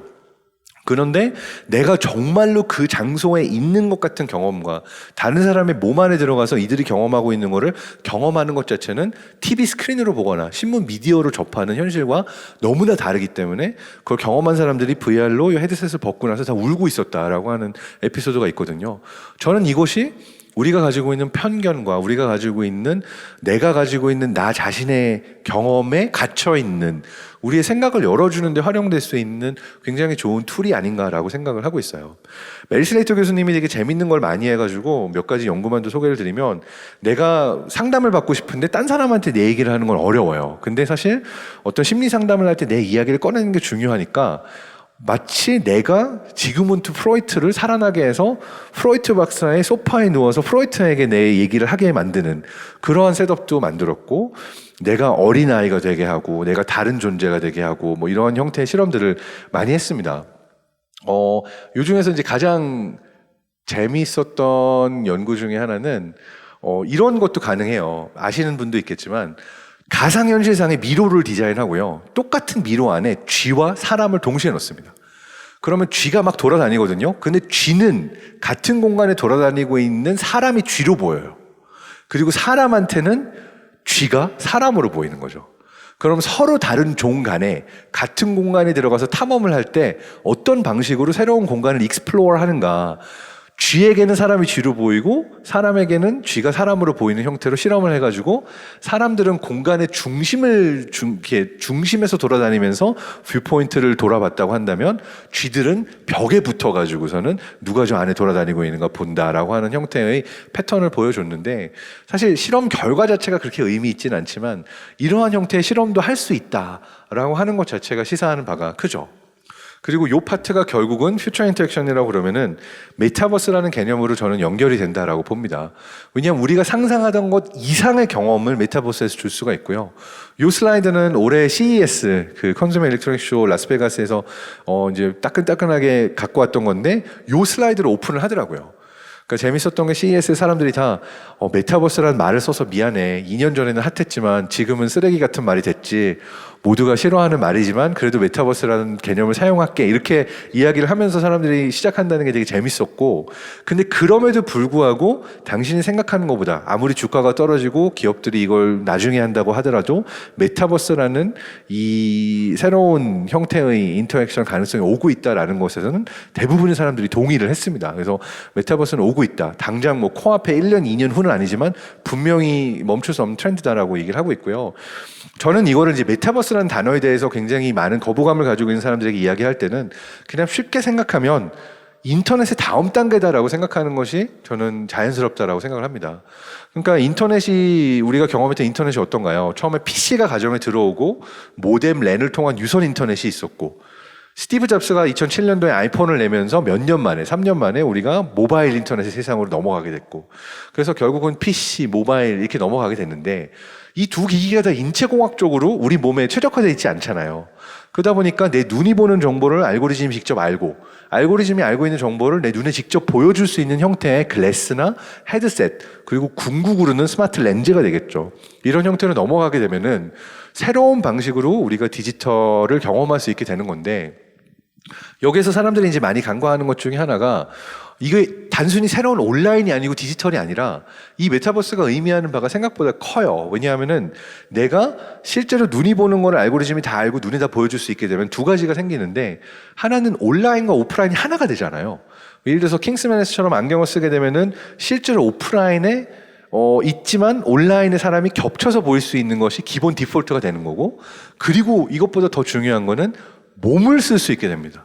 내가 걸어 다닐 수 있게 되고 내 손발을 자유롭게 사용할 수 있다라고 하는 액션의 가능성이 커진다는 부분에 있어서 완전히 새로운 형태로 인터넷과 온라인을 이용할 수 있는 가능성이 열리게 되는 거죠. 이 비전을 사실 저는 되게 감동적으로 봤던 분이 톰 리어든이라는 박사예요. 이 분을 간단하게 소개해드리면은 톰 리어든 박사는 원래 마이크로소프트에서 인터넷 익스플로러를 개발하던 개발 팀장 중에 하나인 소프트웨어 개발자 출신이에요. 그러니까 인터넷 초창기에 우리가 인터넷을 어떤 방식으로 이용하지? 라고 할 때 월드와이드 웹이 나오고 웹브라우저라는 게 나왔을 때 그것 자체를 그 인터랙션을 디자인했던 분이거든요. 근데 이제 익스플로러랑 넷스케이프가 열심히 싸우다가 결국 익스플로러가 거의 통일에 성공을 하고 전부 이기고 나서 이제 업데이트 패치만 내놓는 상태가 되니까 재미가 없어진 거예요. 30대 후반에 마이크로소프트를 퇴사합니다. 그리고 뭘 하고 싶니? 이렇게 스스로에게 질문을 하고 나는 뇌과학, 인지과학을 하고 싶어 라고 답을 내고 학사, 석사, 박사까지 패스트 트랙으로 8년 만에 컬럼비아 의대 그리고 브라운 대학교였나요? 하여튼 아이비리그에 가서 노벨상 수상자들하고도 같이 공부를 하면서 한 10년 정도 뇌과학을 공부를 합니다. 그래서 뇌과학 박사까지 따고 40대가 돼서 나와서 컨트롤 랩스라는 회사를 세우죠. 요거는 제가 피치할 때 보스턴에 직접 가가지고 직접 찍었던 사진인데 저한테는 되게 감동적인 분이고 나름의 되게 그 인스파이어를 많이 해주신 분이라고 할 수 있는데 컨트롤 랩스라는 게 결국 가지고 있는 비전은 뭐냐? 키보드, 마우스, 컴퓨터, 기기를 넘어서서 내가 내 손과 몸으로 인풋, 아웃풋을 줄 수 있는 시스템을 만들겠다라고 한 거예요. 어떤 방식으로 하냐? 뭐 뇌파를 측정하는 건 사실 노이지하고 시도가 많았지만 한계가 많습니다. 뭐 뮤즈도 있고 여러 가지가 있지만, 그러니까 그거보다 신호가 강한 실제 웨어러블의 형태로 근육 신호를 잡아내서 EMG 신호를 기반으로 뇌가 어떠한 컨트롤을 보냈는가를 컴퓨팅하는 그러한 디바이스를 이제 생각을 했고, 이걸 통해서 자율주행차, 뭐 스마트폰, 로봇, 드론을 다 컨트롤하겠다라는 비전을 내보인 거죠. 이 비전을 마크 주커버그가 삽니다. 그래서 이 회사가 그 나오자마자 구글이나 뭐 아마존이나 다른 여러 곳에 투자를 받았는데 바로 그냥 페이스북 쪽에서 인수를 해버려서 페이스북 리얼리티 랩으로 넣고 지금은 메타가 됐죠. 이 회사에서 이게 옛날 영상이긴 한데요. 요 영상은 페이스북 리얼리티 랩의 홍보 영상으로 유튜브에 올라와 있었고, 여기에서 보여주고 있는 비전이 저는 개인적으로 많이 와닿아서 살짝 보여드리는데요. AR and VR to people, to us, to consumers of the world. Every single Well, normally I would do that by actually moving, but here you're able to move that cursor left, and it's because 그래서, you and a machine agreed which neurons mean left. 손을 움직이고 모드를 움직이는 것을 결국 요 웨어러블을 통해서 컴퓨팅을 하면서 우리가 글래스를 쓰면은 눈에 보이는 것과 내가 몸을 움직일 때 생겨나는 변화들을 다 이제 합쳐주겠다라고 하는 얘기를 하는데, 이제 보시다시피 제가 좀 뒤로 갈게요. the risk can also 어떤 것들이 가능해지냐면은 Squeezing on the wrist. IoT로 연결되어 있는 라이트라든지 아니면은 굉장히 많이 보여지고 있는 뭐 어떠한 디바이스, 버튼, 이 모든 것들을 내 몸과 연결한 상태로 글래스만 쓰고 내 몸을 이용하면 컨트롤할 수 있는 형태가 되는 거죠. 저런 형태로 램프가 있으면은 그냥 안경만 쓰면 내 손에 저 램프를 통해 가지고 색깔을 바꾸고 켜고 끄고, 그러니까 내 주변에 있는 모든 디바이스들을 키보드가 없어도 타이핑할 수 있고 이런 형태로 컨트롤하겠다라는 비전을 내보이고 있습니다. 사실 계획대로라면은 내년 초에 저 기기가 상용화돼서 나왔어야 되는데 지금 메타가 어렵기도 하고 해서 출시 시점은 좀 늦춰졌다라고 얘기를 하더라고요. 근데 어쨌든 미래의 인터랙션 가능성으로서 저는 요 비디오가 보여주고 있는 정리한 바가 큰 것 같아서, 물론 여기에는 이거보다 더 많이 디벨롭된 기술을 가지고 계시고 알고 계신 연구자들도 많을 것 같긴 하지만, Computing experience. 여기서 말하는 We want the computing experiences where the human is the absolute center of experience, 저는 이 단어가 이제 퓨처 인터랙션에서 되게 와닿았습니다. 우리는 기술과 기기와 그 다음에 뭐 테크놀로지만 보지만 사실 그 중심에는 인간이 있고, 인간이 스스로의 뇌와 몸과 마음을 어떻게 활용해서 인터랙션을 할 수 있을 것인가라고 하는 부분에 고민이 좀 많이 필요할 거라고 생각을 하는데요. 그래서 메타버스라는 그 얘기를 결국은 다른 개념으로 많은 연구자들이 해왔는데, 그중 하나가 스페이셜 웹이기도 하고, 스페이셜 웹이라는 거는 결국 웹사이트들만 연결된 게 아니라 사람과 공간과 이 안에 존재하는 모든 어셋들이 다 연결된 형태의 인터넷으로 간다라고 하는 거를 얘기하고 있는데, 메타버스의 또 다른 이름이라고 저는 생각을 합니다. 그래서 우리가 메타버스라고 할 때는 뭔가 뭐 제페토, 로블록스, 게임 속 세상 이런 것들만 떠올리지만, 이건 마치 인터넷 초창기 PC통신을 보면서 인터넷이라고 상상하던 거랑 비슷한 비유 같고요. 진짜 메타버스는 우리가 어떠한 방식으로 연결이 될 것이고, 이 과정에 있어서 요 혼합 현실, XR, AR, 그리고 우리 몸을 어떤 방식으로 새로 활용할 것인가라고 하는 부분에 있어서 굉장히 큰 화두를 던진다고 생각하고요. 아마 이 기술을 더 발전시키거나 새로운 인터랙션을 만드는 게 이 자리에 모여 계신 여러 연구자가 아닌가 생각이 됩니다. 또 다른 이름은 신체화된 인터넷이죠. 최근에는 마크 주커버그도 메타버스라는 개념이 워낙 많이 욕을 먹고 있으니까 신체화된 인터넷이라는 엠버디드 인터넷이라는 말을 더 많이 사용하고 있긴 한데, 결과적으로 이제 모바일 인터넷, 스마트폰을 넘어선 다음 단계는 몸을 어떻게 활용한 인터넷이 될 것인가라고 생각을 합니다. 몇 가지 개념이 더 있는데요. 웹 3.0과 웹 3, 이 두 가지가 많이 혼용돼서 사용이 됩니다. 근데 사실은 두 가지가 역사적으로 보면 굉장히 다른 개념이에요. 웹 3.0은 세만틱 웹을 이야기하고 있고, 월드 와이드 웹의 아버지로 불리는 팀 버너스-리가 창시한 개념입니다. 이 세만틱 웹은 한 가지를 해야 돼요. 인간이 사용하는 언어와 알고리즘, 그러니까 인공지능이나 로봇이나 기계가 사용하는 언어 자체가 서로 의미를 이해할 수 있는 형태로 가는 인터넷을 이야기를 했고요. 그러다 보니까 우리가 이제 정보를 넣는 인간의 언어를 어떻게 하면 기계와 알고리즘이 똑같이 이해하면서 컴퓨팅할 수 있을 것인가라고 하는 인터넷을 상상을 했던 건데 사실 저는 이것이 이미 일어났다라고 생각을 합니다. 왜냐하면 지금의 AI는 뭐 LLM도 포함해가지고 인간의 언어를 기반으로 학습하는 걸 보여주고 있고요. 이게 이제 작년 11월에 제가 MIT 테크놀로지 리뷰에서 보고서는 충격을 좀 받았던 연구인데 오픈 AI에서 마인크래프트를 할 줄 모르는 알고리즘이 마인크래프트를 하도록 트레이닝을 시키는데 그냥 인간이 올린 유튜브 비디오를 보고 학습을 시키는 형태로 이 알고리즘을 트레이닝을 했어요. 물론 몇 가지 단계가 있습니다. 왜냐하면은 인간이 지금 무슨 행위를 하고 있는지 보통은 레이블링을 하고 태깅을 해야 되는데 그 과정 자체를 자동화하는 AI가 따로 있고 그렇게 해가지고 각 장면 하나하나를 태깅하고 레이블링하는 AI가 낸 그 자동화된 정보를 기반으로 또 이제 카테고라이제이션을 하면서 가기 때문에 이제 하나의 AI가 아니라 여러 레이어의 이제 AI들을 같이 합쳐가지고 만든 그 방식이긴 한데요. 저는 이게 시사하는 바가 너무 무서운 것 같아요. 인간의 경우가 새로운 걸 배우려면 내가 뜨개질을 배우려면은 뭐 유튜브를 보고 배우잖아요. 또는 내가 뭐 3x3 큐브 솔루션을 보려고 한다. 온라인에서 보죠. 근데 이제는 인공지능의 트레이닝도 그냥 인간이 올린 유튜브 비디오를 보여주는 형태로 트레이닝을 시킬 수 있다라고 한다면 사실 요 세만틱 웹에서 이야기하는 인간과 기계가 이제 사용하는 언어 레벨이 서로 이렇게 맞아가고 있다라고 이야기를 할 수가 있을 것 같고요. 근데 이거와 별개로 웹3라고 하는 그러니까 우리가 일반적으로 얘기하는 웹3는 탈중앙화 인터넷이라고 해서 암호화폐와 블록체인 쪽에서 넘어온 개념이라고 할 수가 있습니다. 그러니까 중앙화된 형태의 플랫폼이 존재하지 않고 P2P의 형태로 사람과 사람이 직접 연결될 수 있는 것을 얘기하고 있는데요. 결국 이것이 의미하는 바는 아까 초반에 철학적인 질문으로 저는 돌아간다고 생각을 해요.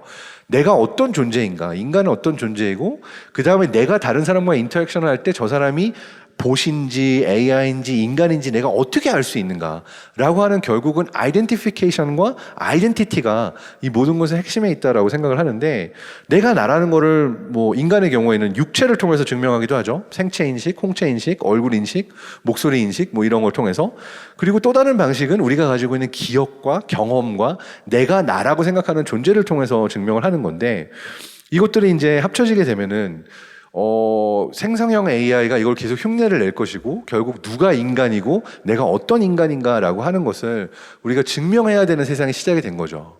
사실 생성형 AI가 글 써주고 뭐 그림만 그려주는 게 아니라 벌써 몇 년 전에 나온 것처럼 오바마 얼굴을 똑같이 딥페이크, 딥보이스로 만들어낼 수가 있죠.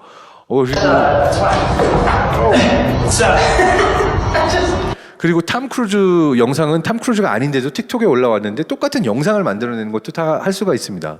이것이 의미하는 바는 내가 과연 어떤 존재인가 그리고 나를 어떻게 아이덴티파이 할 수 있는가라는 기술 자체가 퓨처 인터랙션에 있어서는 굉장히 핵심으로 간다라고 저는 생각하고 있고요. 그 핵심에 있는 개념이 이제 웹3라고 하는 개념을 거기에 묶어서 많이 넣은 거고 DID라고 하는 이제 탈중앙화된 그 아이덴티피케이션 방식도 여기 포함이 되는 거죠. 그렇게 되면은 내가 나다라고 하는 것을 증명하는 데 있어서 어떻게 보면 유전공학의 영역과 뇌과학의 영역까지도 가면서 내가 나를 증명하는 데 사용이 될 수 있다라고 생각이 됩니다. 그래서 퓨처 인터랙션이라고 하는 것은 결국 AI와 메타버스와 웹3라고 하는 지금은 약간 분리되어 있는 영역들이 하나로 만나게 되면서 내가 어떠한 존재로 다른 사람과 인터랙션 할 것인가를 결정짓는 세상으로 가고 있다고 생각이 되고요. 그냥 구체적인 예를 통해서 보자면 지금은 제가 피지컬리 여러분 앞에 서서 대화를 하고 있지만 사실 저의 목소리와 저의 얼굴과 몸짓 그리고 컨텐츠까지도 사실은 그대로 딥페이크, 딥보이스를 만들어가지고 아바타로 만드는 게 아주 쉬운 일이거든요. 그렇게 되면은 미래 인터랙션은 저는 단순히 온라인, 오프라인을 넘어서서 나라는 존재의 수많은 카피들이 다양한 존재의 채널을 통해서 생기게 되고 그럼 이 각각의 실제 나와 가상의 내가 어떤 방식의 관계를 가지게 될 것인가에 대해서 조금 더 근본적인 설계가 필요하다고 생각을 합니다. 그러니까 쉽게 생각하면 이런 거죠. 저도 유튜브를 하고 있지만 우리가 언제까지 모든 지식을 유튜브에서 찾아볼까요? 처음에는 글로 찾아보고 지금은 유튜브 영상으로 찾아보고 넥스트가 무엇일까라고 생각을 하게 되면 저는 그 넥스트가 AI와 메타버스가 결합된 형태라고 생각을 합니다. 그러니까 뭐냐면 제가 유튜브에 아무리 NFT와 DAO와 메타버스에 대한 내용을 올렸어도 그걸 다 보려면 20분 플러스 20분 플러스 20분 1.5배속으로 봐도 1시간의 시간을 투자를 해야 됩니다. 근데 영상의 양은 너무나 많고 정보의 양은 너무나 많아요. 그리고 AI한테 네가 어느 부분을 골라서 보여줘라고 하더라도 신뢰도에 있어서나 이 부분에 있어서 내가 이 정말 그 익명화된 챗GPT가 나에게 주는 정보가 얼마나 맞는지 틀리는지 확인하기가 어렵죠. 그러다 보니까 저는 챗GPT 같은 것도 시작이고 그 다음에 지금 우리가 보는 아바타 부캐도 시작이고 결국 근본적으로는 우리가 그 어떠한 정보를 어떻게 얻게 되는 세상에 오냐라고 한다면은 결국 내가 믿고 신뢰할 수 있는 누군가의 카피본 그리고 그 사람이 실제로 NFT의 형태나 블록체인 형태를 인증한 그 사람의 아바타를 통해서 내가 실시간 인터랙션을 통해서 물어보는 형태로 인터랙션이 바뀌게 될 거라고 생각을 해요. 그러니까 영화 허 같은 데 나오면은 계속 대화를 하죠. 근데 그게 아니라 예를 들어서 내가 지금 이 분야 전문가는 허정영 교수님입니다. 허정영 교수님한테 물어보면 알 것 같다라고 생각을 했는데 새벽 2시인 거예요. 그러면은 이제 지금 같으면 허정영 교수님이 어디 올렸나 강연을 했나 찾아보겠죠. 그게 아니라 내가 허정영 교수님의 AI 아바타 최신 강의를 다 알고 있고 콘텐츠를 알고 있는 아바타를 갖고 있으면 직접 얘한테 물어봐서 이건 뭐였죠 교수님? 이건 뭐였죠? 라고 하면은 허정영 교수님이 실제로 내 옆에 있지 않아도 그분의 지식과 정보는 내가 소유하거나 인터랙션 권한을 가지고 있는 일종의 아바타의 형태로 받을 수가 있는 거죠. 사실 NFT라고 하는 것도 이제 소셜 토큰으로 가게 되면은 여러 개의 티어가 존재해서 가장 낮은 티어는 공개되어 있고 온라인 유튜브로도 볼 수 있는 정보. 그 다음 티어는 내가 대학원생이거나 어느 교수님 랩 수업을 듣고 있지 않으면 얻을 수 없는 정보. 그 다음은 온라인 줌콜로도 얻을 수 있는 정보. 이런 형태로 다양한 어떠한 정보가 결국은 인간을 중심으로 저는 전달되는 인터랙션으로 변화하지 않을까 생각이 돼요. 사실 구글에서 준비하고 있는 스패로우도 이제 챗GPT 후속으로 나오는 뭐 람다를 통한 많은 그 시행착오를 통해서 나오는 스패로우 같은 경우도 가장 중요한 피처가 레퍼런스를 준다라고 해요. 말하자면 인공지능이 정보를 골라서 주지만 결국은 어디서 어떠한 형태로 정보를 골랐는지 레퍼런스를 주는데 저는 이게 굉장히 중요한 행위라고 생각을 합니다. 왜냐하면은 우리는 누구를 신뢰할 것인가, 이 사람이 어떤 사람인가라고 하는 것이 굉장히 중요하고 결국은 인터랙션에 있어서 이러한 형태로 인간과 그리고 인간의 카피인 디지털 휴먼 또는 가상 인간과 이들이 놀 수 있는 공간인 메타버스 그리고 실제 공간 이 연결들이 결국은 다 새로운 형태로 디자인이 돼야 돼서 마치 90년대 초에 월드와이드 웹이 처음 나올 때 인터넷 그래서 어떤 방식으로 온라인에 정보가 쌓이고 데이터베이스가 쌓이게 될 것인가 거래가 일어날 것인가 이것이 모두 다 백지였던 시절에 그런 흥분이 지금 다시 좀 느껴지고 있는 시기인 것 같아요. 왜냐하면 생성형 AI와 메타버스를 통해서 우리가 정말 근본적으로 인간과 인간이 지식과 정보를 주고받고 뇌와 뇌가 연결이 되는 경험 자체가 바뀌고 있는 바로 그러한 타이밍에 우리가 있는데 거꾸로 보자면 지금 이곳에 계신 여러분들이 미래에 우리가 어떠한 방식으로 소통하고 연결하고 교류할 것인가를 전부 만들어가는 분들이신 거죠. 그래서 그러한 부분에 있어서 지금 이 뇌와 뇌의 연결이 인간의 본질이라고 한다면 그 뇌와 뇌의 연결이 어떤 방식으로 이루어질 것인가라고 하는 것이 완전히 판이 바뀌고 변하고 있는 새로운 시점이라고 저는 보고 있고 흥미롭고요. 여기에 이제 새로운 모델들을 내고 있는 사람들이 나왔습니다. 비탈릭 부테린은 이더리움의 창시자로 잘 알려져 있죠. 작년에 이슈가 됐던 게 그 비탈릭 부테린이 책도 하나 새로 내고 SPT라고 하는 소울바운드 토큰이라는 개념을 새로 갖고 왔어요. 뭐냐면은 블록체인상에서 그러니까 이더리움이기를 원하겠지만 꼭 그런 건 아니지만 그 기본적으로 블록체인상에 존재하는 토큰에서 결국 나라는 존재가 다양한 곳에 내가 갖고 있는 메디컬 레코드, 내가 갖고 있는 뭐 범죄 경력, 내가 어느 학교를 졸업했는지 이것들이 지금은 하나로 묶여져 있지 않고 굉장히 다양한 형태로 디스트리뷰트가 퍼즐 조각처럼 나뉘어져 있잖아요. 근데 결국 내가 나라는 거를 나의 몸으로 그 다음에 온라인에서의 어떠한 나의 아바타로 그리고 내가 가지고 있는 소셜 토큰의 형태로 모두가 다 합쳐지는 형태로 그러니까 나라는 존재를 소울로 표현하면은 내 존재가 모두 다 담겨져 있는 형태의 토큰이 생겨나지 않을까라는 형태의 아이디어를 준 거죠. 그러니까 말하자면 지금도 저도 이제 한양대 가면서 임용 과정에서 엄청나게 많은 서류들을 특허와 뭐 심지어 외국 박사 증명서 뭐 너무너무 많은 그 스텝들을 온라인에서 인증하고 막 수백 번 인증한 것 같아요. 굉장히 귀찮은 프로세스였고 여러분이 이것뿐만 아니라 뭐 거래를 할 때 집을 사고 팔 때 뭐 계약을 할 때 이런 과정이 많죠. 근데 이걸 보다 손쉽게 내가 나라는 거를 정말 울티마트하게 증명할 수 있는 수단이 생기고 그리고 그 안에 결국 나의 모든 경력과 나는 HCI 학회에 2023년에 와서 이런 수업을 들었고 이 사람을 만났어. 이러한 것들까지 다 쌓여 있고 보여져 있는 형태로 이제 진화되는 네트워크를 얘기하는데 거꾸로 생각하면 굉장히 위험할 수도 있죠. 예를 들어서 이게 한번 해킹되거나 털리거나 아니면 누군가가 도용을 하면 결국 내 존재 자체를 누군가가 훔쳐가는 SF적인 시나리오가 나오게 되는 건데 그러면 이렇게 되면 어떻게 해야 될까?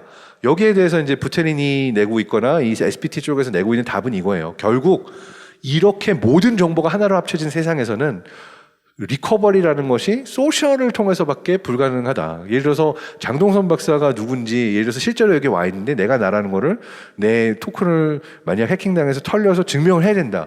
그러면은 나를 실제로 보고 증명할 수 있는 건 나를 알고 있는 사람일 수밖에 없겠죠. 그러면은 허정영 교수님 저 맞죠? 이 말투와 이건 저 맞죠? 장진규 박사님 저 맞죠? 이런 것처럼 저의 이제 가까운 사람들이 저를 인증해 줄 수밖에 없는 그러한 시스템으로 이제 진화를 할 거다라는 예측도 하나가 있고요. 이거 역시도 이제 인터랙션의 미래에서 시사한 바가 큰 것 같고요. 저는 마지막으로 이곳은 이제 몇 걸음 더 가게 되면 퓨처 인터랙션에 있어서 조금 더 주의해야 될 것이 이 기술을 과연 모두가 사용할 것인가, 그리고 메타버스라는 것도 AI라는 것도 모두가 혜택을 받을 것인가. 저는 이게 결국 가장 근본적인 화두라고 생각해요. 인터넷이 지금처럼 온라인 세상을 바꿀 수 있었던 이유는 전 세계가 여기에 커넥트 될 수 있고 이 안에서 어떻게 보면 평등하다고 할 수 있죠. 모든 사람들이 접속 권한을 가지고 있는 액세시빌리티가 높았기 때문에 이런 세상에 긍정적인 변화를 가져올 수 있다고 생각이 되는데 지금 시나리오를 보면 그렇지 않거든요. 중국은 중국 인터넷을 분리해서 나가려고 하고 있고 러시아도 러시아 인터넷을 분리해서 나가려고 하고 있고 지식과 정보의 소스 자체가 인터넷 자체도 이미 분열이 되고 있고 AI와 메타버스도 지금은 조각조각이 나 있기 때문에 어떤 의미에 있어서 모두가 함께 할 수 있는 미래를 만들어내는 게 어려운데 제가 강연 초반에 말씀드렸던 것처럼 인류의 진화와 우리의 발전은 결국 뇌와 뇌의 연결이고 열려있는 시스템이고 인터액션이다라고 얘기를 했을 때 과연 미래가 AI와 뭐 메타버스와 이 많은 그 웹3가 가지고 있는 가능성이 아무리 크더라도 이것이 일부만을 위한 기술이 되거나 블락별로 나뉘게 되면은 이것 자체는 전반적으로는 인류 전체에게 있어서 후퇴가 될 수도 있지 않을까라는 생각을 하고 있고요. 그래서 우리가 극복해야 되는 것은 더 많은 연결을 만들어내는 방향성이라고 생각을 합니다. 예를 들어서 VR 같은 경우도 저는 어딘가 게임 속 세상으로 숨어버리는 그러한 형태의 메타버스는 좋지 않다고 생각해요. 사실 중국 쪽이 이런 걸 많이 하고 있고 원하는 쪽이고 이거는 정치적으로 보면은 국민이나 사람들을 통제하기 좋은 도구예요. 실제 세상에 부조리가 많고 바꿔야 되는 게 많으니까 됐어. 게임 속 세상으로 들어가. 이 가짜 세상 마치 그 레디 플레이어 원에서의 오아시스 같은 세상처럼 또 다른 세상을 만들어 놓은 거죠. 그게 아니라 저는 한국과 시리아가 연결이 되고 그 다음에 우리 할아버지를 내가 맨날 볼 수 없어도 내가 메타버스를 통해 가지고 같이 산책을 갈 수 있고 대화를 나눌 수 있고 멀리 떨어져 있는 또 다른 사람과도 연결될 수 있는 새로운 연결을 여는 인터액션은 긍정적이지만 그것이 이제 분리되어 있는 인터액션은 결국 디스토피아로 가지 않을까라는 생각을 개인적으로는 하고 있고요. 그리고 요 미래를 조금 더 보게 되면 결국은 AI의 미래에 있어서 국가라는 존재 그리고 기업이라는 존재가 많이 변화를 할 거다라는 예측이 나오고 있고 이 핵심에 있는 건 결국 커뮤니티입니다. 어떻게 보면 저도 오늘 굉장히 거대한 커뮤니티의 일원으로 처음 발표를 하게 된 건데 결국 내가 신뢰할 수 있고 물어볼 수 있고 만날 수 있고 서로가 서로를 확인해 줄 수 있는 인간과 인간의 연결이 메타버스와 AI와 웹3 미래에서는 아이러니하게도 더 중요해질 거다. 그렇기 때문에 어떠한 서로가 서로를 인정해주고 신뢰할 수 있는 네트워크와 커뮤니티가 생성되는가가 결국은 비즈니스에 있어서도 많은 영역에 있어서 더 중요해질 거다라는 거를 얘기하려고 하고요. 미래는 이렇게 얘기를 했지만 결국은 알 수 없는 거다라는 걸 마치고자 합니다. 이것은 하나의 시나리오일 뿐이고요. 디스토피아가 갈 수도 있고 유토피아로 갈 수도 있고 그렇지만 이 미래를 예측하는 가장 좋은 방법은 미래학자 앨런 케이의 얘기를 빌어서 그것을 어떻게 만드느냐이고 결국 미래를 예측하는 가장 좋은 방법은 그것을 실제로 창조하고 만드는 것이다. 그리고 그 일을 하고 계시는 여러분에게 다시 한번 존경과 감사의 말씀을 드리면서 오늘 강연을 마치도록 하겠습니다. 감사합니다. 질의응답 화면에 띄워주시기 바라겠습니다. 인간 대 인간은 인간 대 기기 사물과는 달리 뇌에 연결이 되는데 가상 인간과 인간의 뇌는 연결이 될까요? 저는 가상과 이제 실제를 구분하는 가장 중요한 시점은 무엇이냐면 이것이 결국 나의 카피인가 아니면은 실제로 변화할 수 있는 여지가 있고 진화할 수 있는 존재인가가 중요한 것 같아요. 그러니까 인공지능의 경우에도 지금 이렇게 대단해진 것은 만들어 놓은 대로 프리프로그래밍 된 대로만 돌아가는 것이 아니라 진화하는 존재가 됐다라는 부분에 있어서 파워가 있는데, 저는 이 가상의 인간의 경우는, 그리고 우리가 챗봇으로 대화를 하거나 아니면은 접하게 되는 대부분의 인공지능의 경우에는 아무리 리얼하게 보여도 결국은 흉내쟁이에 불과하다라고 생각을 해요. 그래서 저 가상의 인간은 결국 그것이 존재한다라기보다는 이것을 통해서 어떠한, 그러니까 우리가 에이전시가 있는가, 액션을 취할 수 있는 여지가 있는가, 그리고 조금 다른 개념이긴 하지만 아시는 분들이 많을 거라고 생각해서 말하면 어포던스라고 하는, 그러니까 의자라는 것이 그 자체로 나에게 무슨 의미가 있어요? 앉을 수 있으니까 의미가 있죠. 그런 것처럼 가상인간이라고 하거나 아니면은 어떠한 그 디지털의 기술이라고 하는 것도 저는 결국 어포던스의 문제라고 생각을 해요. 그것을 통해서 내가 어떠한 것을 할 수 있고 어떠한 것을 얻을 수 있고 무엇을 위해서 이게 필요한가. 그러니까 가상인간이라고 하더라도 그것이 그냥 거울을 대체해 준다라고 그러면은 충분히 어포던스가 거기에 있을 수가 있는 거고, 나라는 존재가 했던 강연을 그대로 반복할 수 있는 종류의 또 다른 어포던스가 있을 수 있고, 그래서 이 질문에 대한 답은 결국 각각의 맥락과 각각의 어포던스에 따라서 다른 형태의 답이 나오지 않을까라고 생각이 됩니다. 다만 지금 보여지는 대부분의 인공지능이나 대부분의 시스템 가상인간은 그저 사진과 같은 존재라고 저는 생각을 해요. 사진을 처음 찍었을 때 아메리칸 네이티브 인디언들은, 그러니까 인디언이라고 부르면 안 되지만 네이티브들은 영혼이 거기에 담겨있다라고 해서 되게 무서워했잖아요. 근데 실제로 영혼은 사진에 담겨있지 않죠. 마찬가지로 지금 보여지는 가상인간과 인공지능도 결국 인간이 가지고 있는 것과 같은 인터랙션 가능성을 가지고 있지는 않다라고 생각을 합니다. 네. 논문 중에 이제 이상욱, 카이스트의 이상욱 님이 주셨던 질문이고요. 그 춤을 출 때 두 사람의 뇌 반응을 분석하는 논문 이야기를 하셨어요. 아까 보여드렸던 그 2인칭 뇌과학, 세컨드 퍼슨 뉴로사이언스 관련된 페이퍼나 리뷰 논문들을 보시면은 아직 리얼라이즈 된 것도 있고, 리얼라이즈 되지 않은 것도 있고, 리얼라이즈 된 것도 있지만 어떠한 방식으로 이제 실시간으로 뇌와 뇌를 연결할 때 이 모듈레이션이 될 수 있는가라고 하는 것들을 보여주고 있는데, 사실 이게 기존의 연구 방법론과 달라서 실험하기 좀 어렵습니다. 왜냐하면 이게 종속, 비종속, 디펜던트, 인디펜던트 버라이어블을 가지고 할 수 있는 게 아니라 스타틱이 아니라 계속해서 변화하는 다이나믹 시스템 같은 경우는 이것을 어떠한 모델로 표현을 하고 어떠한 모델로 이 발표를 해야 되는가라고 하는 되게 약간 어떻게 보면 통계 수학적인 부분에 있어서의 그 허들도 좀 있는 것 같아요. 그래서 결국 이거는 리얼 라이프 실제 상황에서의 실험으로 가야 되지 않을까라고 하는 게 저의 개인적인 생각이고요. 그래서 결과적으로 이게 이론과 모델이 있지만 실제로 움직이고 작동하는 공동의 태스크를 위해서 실제 상황에서 일어나는 일들에 대한 모델링과 분석이 더 많이 필요한 형태로 진화해야 되지 않을까라고 생각이 됩니다. 그런 툴들이 이미 지금 많이 나와 있고요. 그래서 리얼 라이프 데이터가 어떤 의미에서 더 중요해지는 방향으로 간다라고 생각을 합니다. 허지원님이 주셨던 질문인데요. 메타버스가 새로운 세상으로 발전한다면 아바타들끼리 결혼도 하고 새로운 AI 기반의 자녀 아바타도 생길 수 있지 않을까 싶은데, 그 아바타들도 실제 생명으로 인정받고 생명권 존엄성을 인정받아야 하는 걸까요? 빌 게이츠가 비슷한 얘기를 한 적이 있죠. 뭐 로봇에 대한 권리, 뭐 이러한 이야기, 로봇도 세금을 내야 된다, 뭐 이러한 이야기들도 한 적이 있는데, 저는 동의하지 않습니다. 저는 아바타라고 하는 것이 어떤 존재인가를 생각해 봐야 될 것 같아요. 그냥 아바타라는 거는 또 다른 내가 그리고자 하는 어떠한 그림 또는 내가 가지고 있는 장난감에 불과하다고 한다면 여기에서 이제 인간으로서의 뭐 생명 존엄권 얘기는 말이 안 된다고 생각을 하고요. 저는 거꾸로 질문하고 싶어요. 그러니까 점점 더 많은 알고리즘과 AI와 로봇과 아바타들이 인간 흉내를 내면서 인간과 같이 보여지기를 원할 거고 우리도 거기에 많이 속을 겁니다.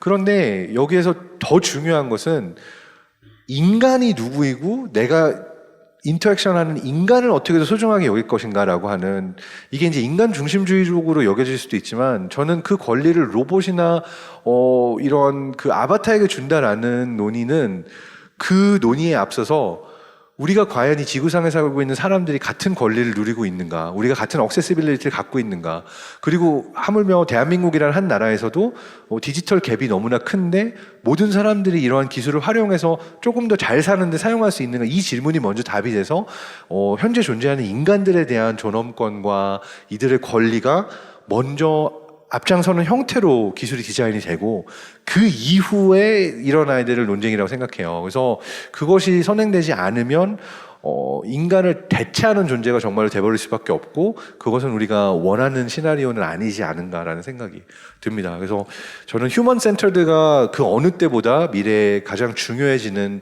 화두다라고 믿고 있습니다. AI도 그래서 최근에 스탠포드나 MIT가 휴먼 센터드 AI라는 방향성으로 진화를 하고 있고 그래서 HCI 학회에서 이제 발표하면서도 결국 마지막으로 이제 말씀을 드린다면 저는 결국 인간이 어떤 존재이고 이 기술을 통해서 인간이 어떻게 더 행복해질 수 있는가라고 하는 그 휴먼을 정말 센터에 놓은 인터랙션 디자인이 그 어느 때보다 필요하지 않은가 생각을 합니다.